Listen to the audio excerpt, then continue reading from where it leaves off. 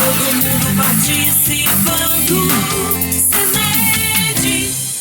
Olá pessoal, a paz do Senhor para todos. Eu sou o pastor Ezequiel Soares e estou convidando você para o 11º CENED, Congresso Nacional de Escola Dominical, que será realizado nos dias 13 a 16 de março, agora de 2025, na Igreja Assembleia de Deus, Belenzinho, em São Paulo. Você está convidado para participar deste evento. Eu vou falar sobre o conhecimento e a interpretação do texto bíblico como instrumento de educação e também sobre a escola bíblica dominical e o incentivo à leitura. Faça a sua inscrição, organize a sua caravana. Como fazer a inscrição? Está aí na tela, cened.com.br. Você é muito bem-vindo neste CENED, nesse 11º CENED. Quero dar aquele abraço bem gostoso em você. CPAD.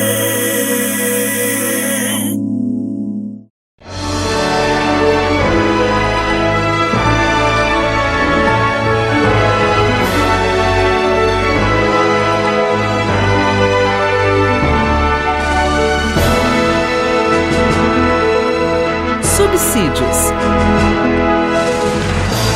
Lições Bíblicas Adultos. Lição 7. As naturezas humana e divina de Jesus. Olá pessoal, a paz do Senhor. Seja bem-vindo à lição 7 desse primeiro trimestre de 2025, que tem por tema Em Defesa da Fé Cristã. Nós vamos estudar nessa lição 7 as duas naturezas de Cristo. Veja, nós estudamos que Jesus é o verdadeiro Deus. Estudamos também que o Senhor Jesus é o verdadeiro homem. E isso com abundância de provas bíblicas, tanto de maneira direta, a Bíblia diz que Ele é Deus de maneira direta, como João 1, versículo 1, na terceira cláusula, e o verbo era Deus, nós citamos isso. Citamos também Colossenses 2 e 9, porque nele habita corporalmente toda a plenitude da divindade, e por aí vai. Outras passagens que eu não citei no vídeo, mas elas estão na revista da Escola Dominical, no livro do trimestre, em abundância, muito bem. Mas não nos contentamos só com isso, porque além da declaração bíblica direta, expressa, que Jesus é Deus, com todas as letras, a Bíblia também ensina e mostra os atributos exclusivos da divindade em Jesus. Nós falamos isso aqui também. Ele é o Todo-Poderoso, Ele é onisciente, Ele é onipresente, Ele é eterno. Somente Deus possui esses atributos. E a Bíblia mostra com clareza que Jesus possui também esses atributos. Mas não paramos aí. Nós falamos também, isso está no livro, as obras de Deus, as obras exclusivas da divindade. Jesus possui, Jesus realiza essas obras. Ele é o Criador. Somente Deus é o Criador dos céus e da terra. Jesus é quem santifica, o santificador. Somente Deus santifica. Jesus é Salvador, é o único Salvador da humanidade. São obras da divindade. E Jesus, portanto, é Deus. Nós vimos isso com muita clareza. Quanto à humanidade, vimos isso desde a lição 3.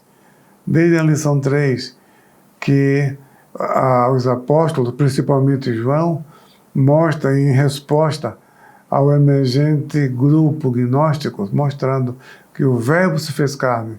Quem nega que Jesus veio em carne não é de Deus. o apóstolo João chama de enganadores. E ele fala com muita ênfase, com detalhes, mostrando o Jesus Cristo, homem. E, além disso, nós mostramos as características humanas em Jesus, que Jesus chorou, Jesus sentiu dores, Jesus sentia emoções, ele sentiu tristeza, ele sentiu alegria, ele comeu, ele bebeu, ele cresceu fisicamente, cresceu mentalmente, teve mãe humana. São características do ser humano. Jesus, homem. Isto está muito claro até agora. Você, como professor de escola dominical, como professora de escola dominical, acredito que deixou isso muito claro para os seus alunos e para as suas alunas. Mas a importância dessa lição 7 é que nós vamos apresentar as passagens bíblicas, os versículos que mostram essas duas naturezas em Jesus. Tá? Porque você diz, Jesus é Deus, tá bom, cita um versículo. Aí você mostra Jesus é homem, tá bom, mostra o versículo. Mas aqui vamos mostrar os versículos que mostram essas duas naturezas juntas. Então temos 3 tópicos nessa lição. O primeiro é o ensino bíblico da dupla natureza de Jesus. Primeiro, aquilo que eu falei, a nossa estrutura das lições nesse trimestre, justamente essa. Primeiro, mostrar a verdade bíblica. Depois, mostrar como as heresias surgiram. E depois, mostrar essas heresias na atualidade. E não somente isso, mas como explicar, refutar com respeito, com amor, mostrar que essas pessoas estão equivocadas, que essas crenças não têm respaldo bíblico, que essas crenças são errôneas e que cada pessoa tem o direito de examinar as Escrituras, porque quem serve o Jesus errado também está adorando um Deus errado, e não tenha dúvida alguma que vai também terminar num céu errado. E não é isso que nós queremos, e nem é essa a vontade de Deus. A vontade de Deus é que todas as pessoas sejam salvas. Então, preste atenção na leitura da palavra de Deus. Então, a passagem bíblica, olha, na leitura em classe, na lição aqui do trimestre, essa lição, aqui que todos vocês, eu creio, que já possuem, tá? A lição. E nós temos ali, na leitura, antes, veja só, interessante, que é um padrão antigo, desde os nossos pais, nas primeiras décadas da igreja, década de 1920, 1930, a revista ainda, uma estrutura simples, não havia muitos recursos na época, mas ali já aparecia as leituras diárias, isso é muito importante. Cada dia da semana, uma leitura bíblica para a meditação. Então, nós, quando preparamos a lição da escola dominical, a gente procura colocar como leitura diária os versículos alusivos ao tema da lição, porque já vai preparando o aluno da escola dominical para o tema. Quando chegar no domingo para a escola dominical, ele já está inteirado não somente do comentário, mas também de outras passagens bíblicas que reforçam o tema. Então, a leitura em classe, a leitura do texto, veja, está aqui em Romanos, capítulo 1, versículo 1 ao 4, Filipenses, capítulo 2, versículos 5 ao 11, são passagens que falam das duas naturezas. Mas não somente isso.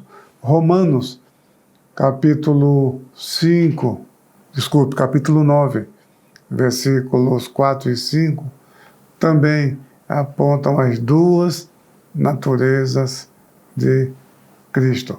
Então, é importante você frisar isso para seus alunos, passagens bíblicas que falam ao mesmo tempo das duas naturezas, isto é, dizendo que Jesus é Deus e que Jesus é é humano. Então veja que em Romanos 1 e 4, 1 ao 4, fala que Jesus nasceu da descendência de Davi.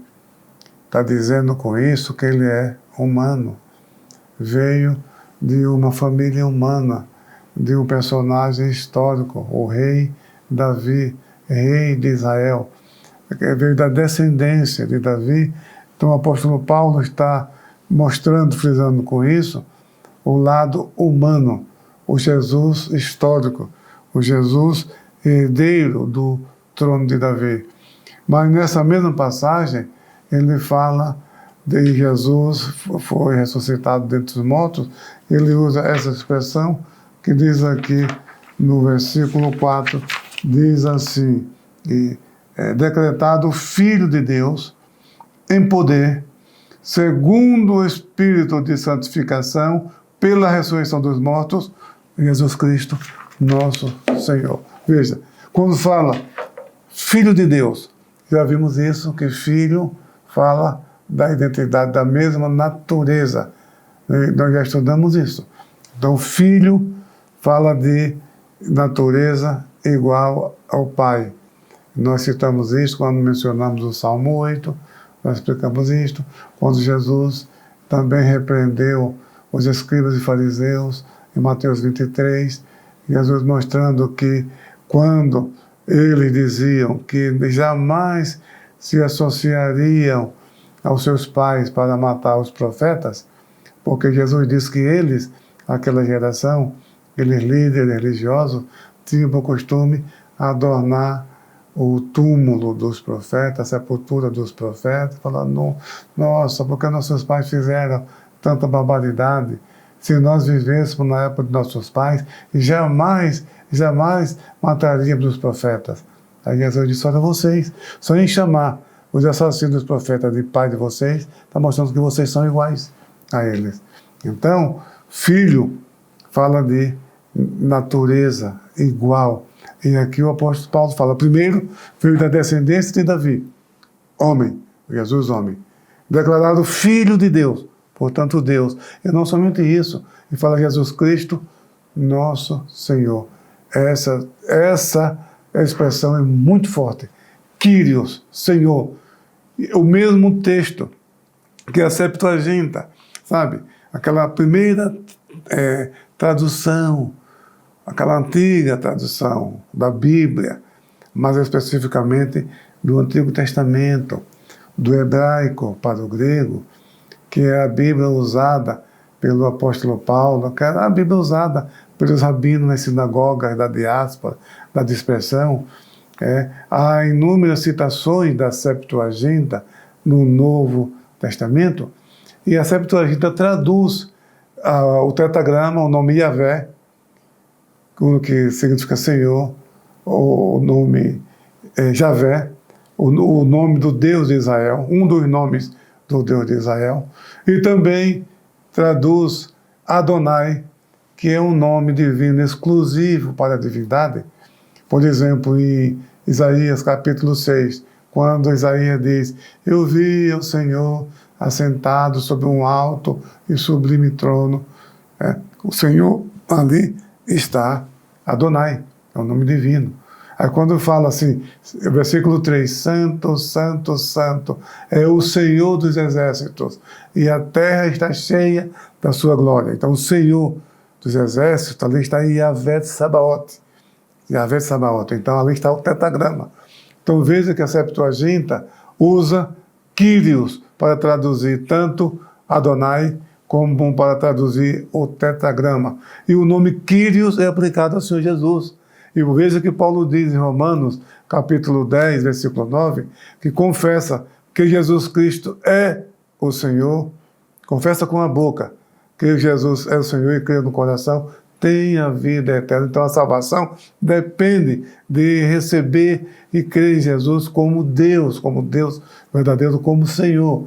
Então, Paulo, nessa passagem introdutória da epístola aos Romanos, que parece até um credo, né? Que aquilo ali seria um credo ainda que é elementar mas ali fala das Escrituras Sagradas, ali fala do Deus verdadeiro, ali fala da Trindade, fala do Filho, do Espírito Santo, fala do Pai, fala da salvação, fala da graça de Deus. Seria realmente um embrião, podemos assim dizer, de um credo. Muito bem. Então, essa passagem aí fica claro as duas naturezas de Cristo. A outra passagem está em Romanos, no capítulo 5, versículo 9.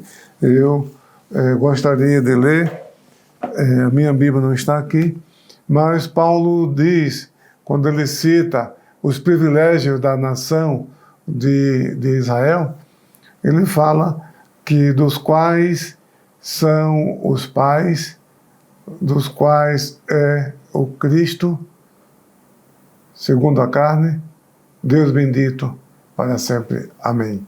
Então está falando também da origem humana de Jesus.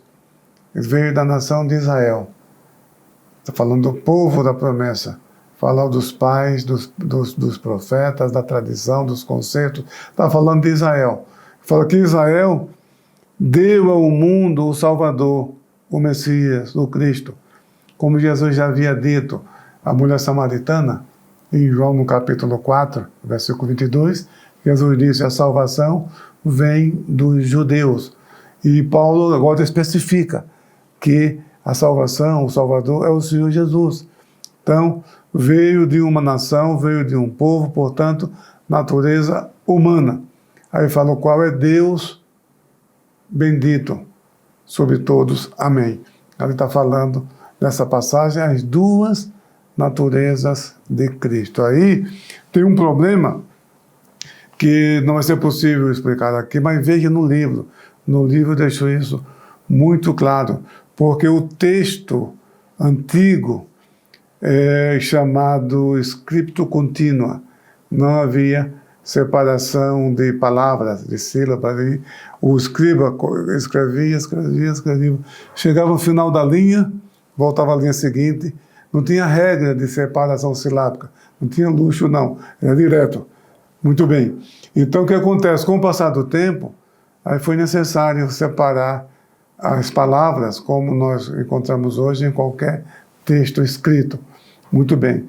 E aí, às vezes, tinha dificuldade, porque, às vezes, a letra final de uma palavra e a letra inicial da palavra seguinte poderia formar possibilidade de palavras diferentes. Então, é necessário entender o contexto para esse trabalho.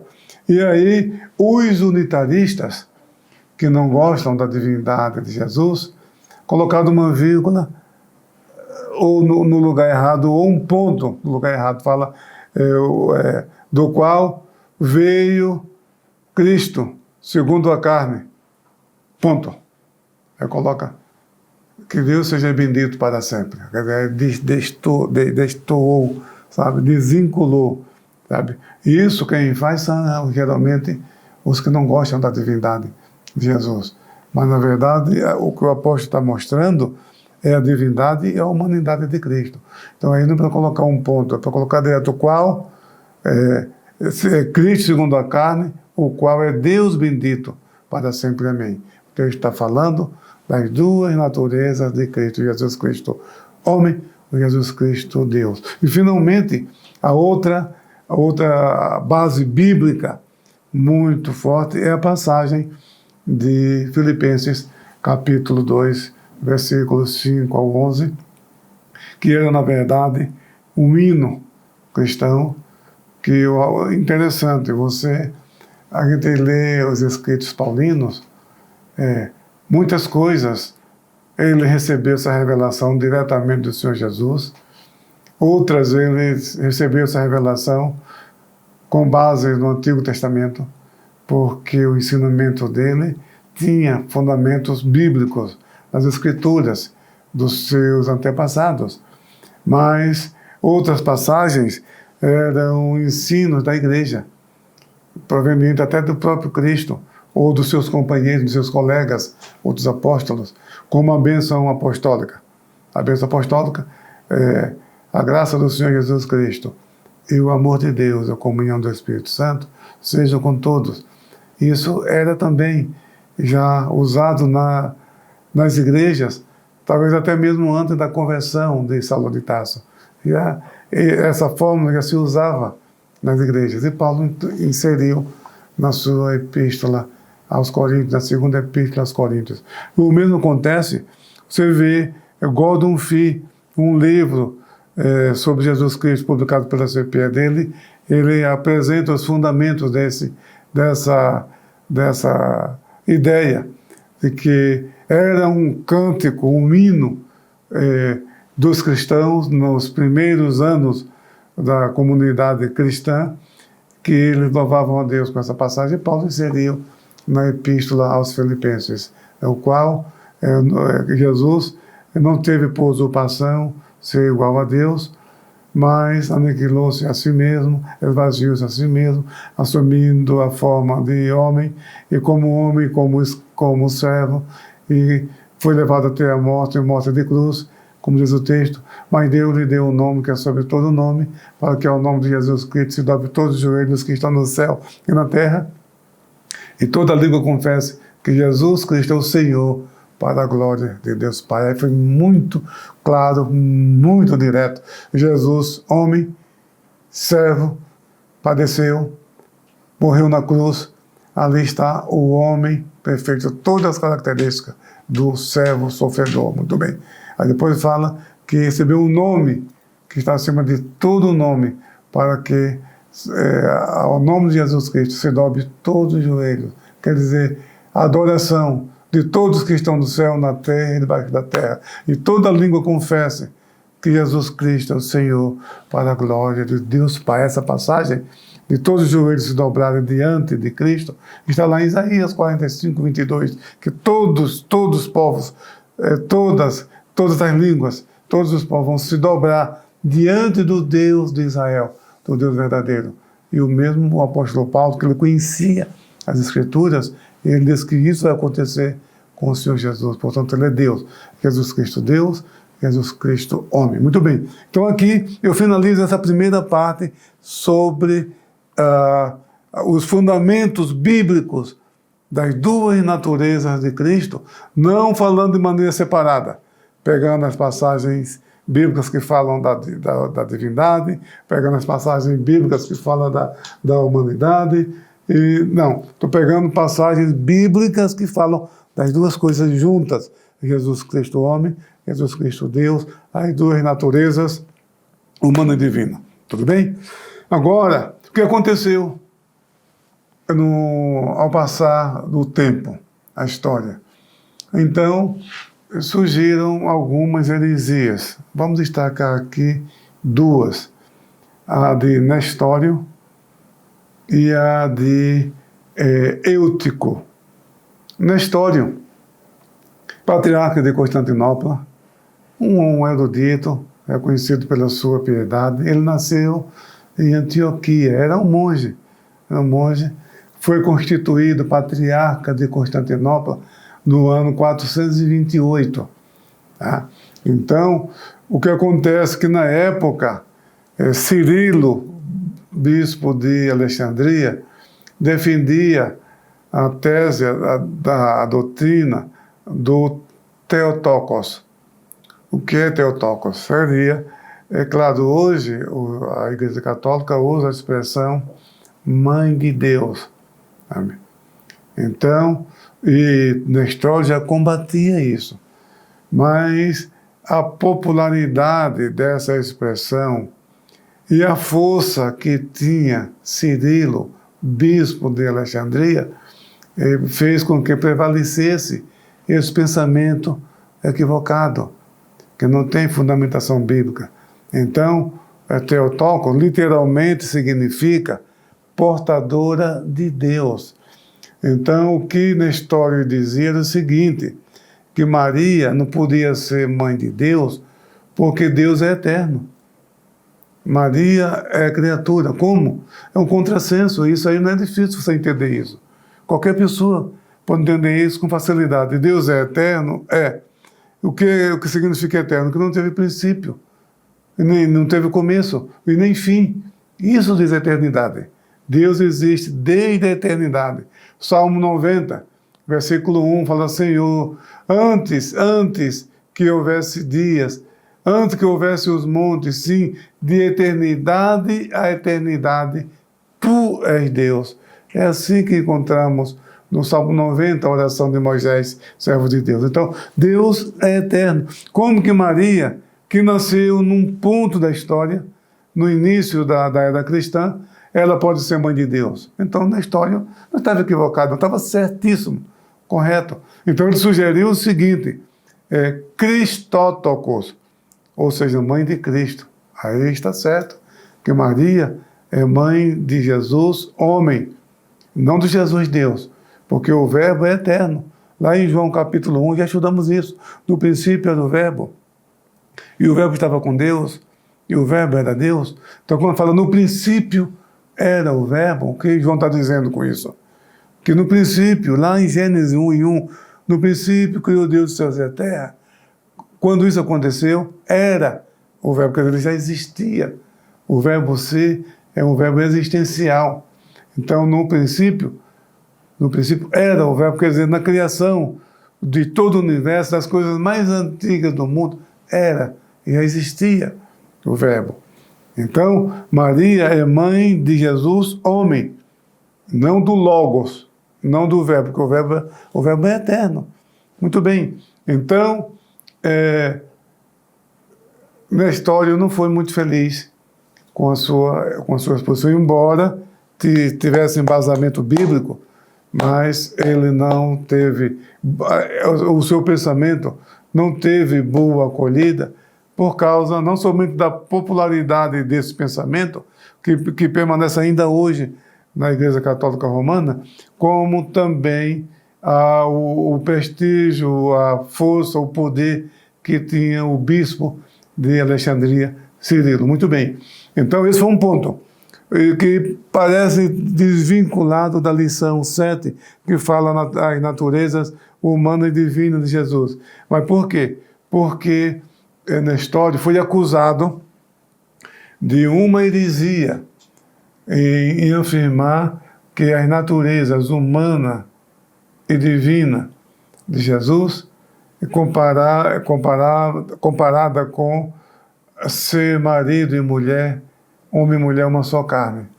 Então, ele foi acusado de definir natureza como pessoas. Então, a natureza humana de Cristo seria uma pessoa e a natureza divina de Cristo seria outra pessoa. Tá? Então, o assunto foi parar no Concílio de Éfeso, no ano 431. Só o que aconteceu foi o seguinte: quando Nestório chegou em Éfeso, que ele era bispo era patriarca de Constantinopla, porque havia na época cinco grandes centros cristãos na antiguidade. Esses centros eram Jerusalém, Alexandria, Antioquia, Constantinopla, que hoje é Istambul, e Roma. Então eram esses 5 principais centros cristãos na antiguidade. Então, Nestório era uma autoridade, não era um cidadão comum, era uma autoridade. Era patriarca de Constantinopla. Então ele foi para Éfeso, para o concílio, para tratar desse assunto. E o que acontece? Você não vai acreditar. Mas eu vou dizer, está na história, qualquer livro de história da igreja você vai ver isso.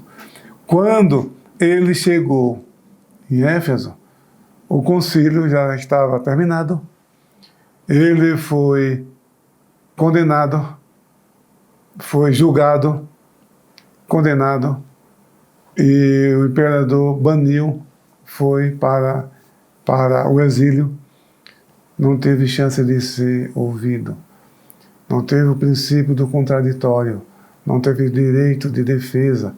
Então, e não há nenhum documento do seu punho próprio que fale dessas duas naturezas de Cristo como duas pessoas. Tá? Então, mas essa heresia passou para a história com o nome de nestorianismo. Nestorianismo. Mas hoje há muitos que questionam que Nestório tenha sido o autor dessa heresia. E não somente isso, foi descoberto, está no livro, tá aqui, coloquei está documentado no livro do trimestre, o documento que foi encontrado na região onde viveu Nestório no exílio. O seu pensamento teológico, ele escreveu, e o pensamento dele é o pensamento da igreja. Nos seus escritos, nada justifica essa acusação dessa heresia de Nestório. Então, a conclusão é, como Nestório era um grande desafeto de Cirilo, e essa acusação foi uma acusação falsa, por isso que não deu a ele a oportunidade de se defender.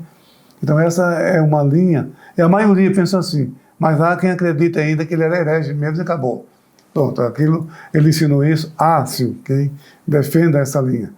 Mas o que há de escrito do punho, da lavra de Nestório, é o cristianismo ortodoxo, o cristianismo tradicional. Tá? Então é bom que vocês saibam disso. Só que o nome nestorianismo continua até hoje em relação a essa doutrina. Mas não se pode provar que Nestório ensinou isso. Tá ok? Muito bem. Agora, o Theotokos, a doutrina da Mãe de Deus, isso atravessou os séculos até hoje. Os católicos pronunciam isso, mas não tem fundamentação bíblica. É uma contradição, essa doutrina à luz da Bíblia. Muito bem. Agora, o outro problema com relação a duas naturezas de Cristo foi a doutrina de Eutico, o Eutique. Essa doutrina se chama monofisismo. Monos, em grego, quer dizer único, só. Nós já vimos isso quando falamos do monogenés, do filho unigênito. Muito bem, monós, essa palavra está na língua portuguesa também. Monós, monobloco, monofásico, monolítico, monós, único. Muito bem. E physis quer dizer natureza. Então, o monofisismo é a doutrina de Eutico, ou eutiquianismo, que eles diziam que a natureza humana e a natureza divina de Cristo, elas se amalgamaram. Era essa expressão que eles usavam, o verbo amalgamar, que seria uma fusão, seria isso. De modo que nem era humana totalmente e nem totalmente divina. Então, na revista da Escola Dominical, eu coloquei para vocês o exemplo do cobre e estanho. Está aqui na revista, diz aqui na ilustração, onde diz o seguinte: o bronze é uma liga de cobre e estanho, de modo que nem é cobre e nem estanho, mas outro metal. Sabe? Então, com relação ao monofisismo de Eutico, então, nem é divino, nem é natureza divina, nem é natureza humana, é uma terceira natureza. A igreja reagiu. Sabe? Então, eu tenho aqui outra ilustração, vocês podem ver, que eu citei na revista, as cores. Se você mistura a cor azul com a cor amarela, vai surgir uma nova cor. Qual? A cor verde. E o verde nem é amarelo, nem é azul, é verde. Eu vou mostrar isso aqui para vocês. Eu tenho aqui, ó, me desculpe, isso aqui não é um laboratório, sabe? Não é uma demonstração científica, tá? Mas pelo menos é uma ilustração que vocês podem ver isso com clareza. Olha, aqui, que cor é essa? É a cor azul. E essa cor aqui, que cor é essa? Cor amarela. Então veja o que vai acontecer. Eu vou colocar aqui a cor amarela. E agora eu vou colocar a cor azul. O que vai acontecer? Aqui. O que deu aqui, ó? A cor verde. Veja, isso aqui nem é amarelo e nem é azul, é cor verde. Então, isso que os monofisitas ensinavam das duas naturezas de Cristo, sabe? As duas naturezas se amalgamaram. Então, nem era natureza divina e nem natureza humana. Então, esse assunto foi tratado no Concílio de Calcedônia, da Calcedônia. Calcedônia hoje é um bairro em Istambul, na Turquia. Se chama Kaldikoi. É um bairro de Istambul que se chama Kaldikoi, que é o nome da antiga Calcedônia. E esse concílio tratou justamente do nestorianismo, do eutiquianismo e definiu, sabe, está aqui no texto de vocês, está no livro, a posição da Calcedônia. Então, na declaração de fé, nós temos aqui, estava aqui na mesa, acho que voou, desapareceu, tá? Mas não tem problema, vocês têm, todos os crentes, principalmente professores de escola dominical, têm o dever e a responsabilidade de possuir, não somente possuir, mas ler a declaração de fé. E ali fala do credo da Calcedônia.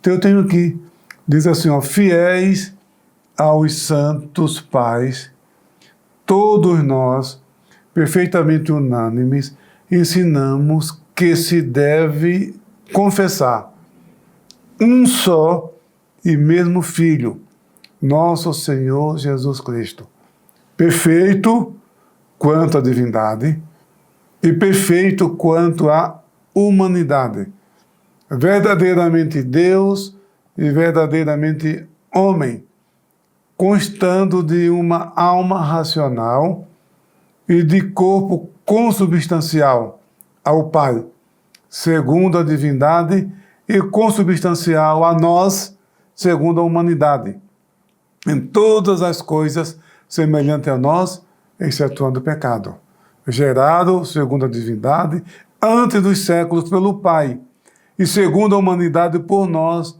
e para a nossa salvação, gerado da Virgem Maria, Mãe de Deus. Aí lá está Theotokos, né? Um só e mesmo Cristo, Filho, Senhor, unigênito, que se deve confessar, olha aqui, que se deve confessar em duas naturezas inconfundíveis e imutáveis, inseparáveis e indivisíveis. A distinção de natureza, de modo algum, é anulada pela união, mas pelo contrário, as propriedades de cada natureza permanecem intactas. Eu não vou ler tudo. Você tem o livro Em Defesa da Fé Cristã, o livro do Trimestre, você vai ler. Então veja que aí era uma resposta ao nestorianismo e uma resposta ao monofisismo. Muito bem. Agora, muito bem, isso aí é a fórmula de Calcedônia, ok? Mas nem todos aceitaram, tá? Jacó Baradeus se posicionou contra. E hoje, sabe, o terceiro tópico da lição, hoje. Então eu coloquei ali o kenotismo, todos vocês sabem, que uma interpretação equivocada de Filipenses, capítulo 2, quando fala que ele esvaziou-se a si mesmo, assumindo a forma humana, a kenosis quer dizer esvaziamento. Sabe? A doutrina kenótica é aquela doutrina que fala que Jesus é Deus, de fato, mas enquanto esteve na terra, ele deixou a sua divindade, estava só como homem. E nós não aceitamos isso porque não tem base bíblica. Jesus foi adorado como homem, foi ou não foi? Ele aceitou a adoração. Quando ele nasceu, os magos foram lá, adoraram Jesus, embora ele como bebê, não tinha como recusar a adoração. Mas, quando ele ressuscitou dos mortos, os seus discípulos encontraram, adoraram, ele aceitou a adoração. Então, ele perdoou pecados, veja. falou, filho, perdoados são os teus pecados. Até as autoridades religiosas falaram, mas quem você pensa que é para perdoar pecado? E eu disse, ele está blasfemando. Tá? Aí Jesus deu uma demonstração simples, curou aquele paralítico, para que vocês saibam que o Filho do Homem tem na terra poder para perdoar pecados. Falou para o paralítico, levanta-te, anda, e vai para a tua casa. Então, Jesus, como homem, perdoou pecados, como homem recebeu adoração, como homem exigiu fé igualmente ao Pai. Então, ele não deixou de ser Deus quando estava como homem. Então, nós não aceitamos o kenotismo, a doutrina kenótica. Jesus, as duas naturezas estão aqui na Calcedônia, as duas naturezas intactas e inseparáveis. Jesus Cristo, homem, Jesus Cristo, Deus. Agora, quero finalizar apenas com duas observaçõezinhas. Primeiro, Tertuliano, mais de 200 anos antes, na obra Contra Praxeas, nós falamos isso, já no ano 213. Tertuliano morreu no ano 220. Outros acham que foi 224. Foi nesse período aí, a morte dele. Mas o texto do Contra Praxeas, ele escreveu no ano 213, refutando os sabelianistas. E ali ele já fala das duas naturezas intactas em uma só pessoa, na pessoa de Jesus. Isso passou despercebido, os anos foram passando, e agora a Calcedônia reafirma isso. Isso que eu queria que você soubesse, para deixar muito claro para os seus alunos, suas alunas da escola dominical. E a outra coisa que eu queria falar para encerrar, você pode perguntar, bom, mas quem hoje ensina o monofisismo? As igrejas ortodoxas, a igreja copta, a igreja egípcia, a igreja abissínia, a igreja siríaca, que é a igreja de Jacobá a Deus. Essas pessoas não aceitam, não reconhecem o credo de Calcedônia. Elas continuam, ainda hoje, monofisitas. Então, com isso eu encerro essa lição. Que Deus abençoe cada um de vocês, que esse ensino fique muito claro no domingo, na escola dominical. Amém?